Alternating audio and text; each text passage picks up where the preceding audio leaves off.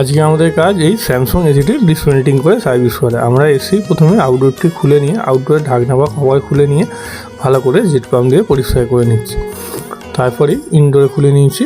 ইনডোরে খুলে নিয়ে দেখতে পাচ্ছ প্রতিটা পার্টি আলাদা আলাদা করে নিয়েছি। ইনডোরের কয়েলটা আমাদেরই বন্ধু ভালো করে ধুয়ে দিচ্ছে। ইনডোরের প্যানেল ভালো করে সব কিছু ধুয়ে নিয়ে আউটডোরটি আমরা স্ট্যান্ডের মধ্যে বসিয়ে দেবো। আগে ছিল ছাদের মধ্যে ইটের ওপর রাখা, না সেটা করবো না, স্ট্যান্ডে বসাবো।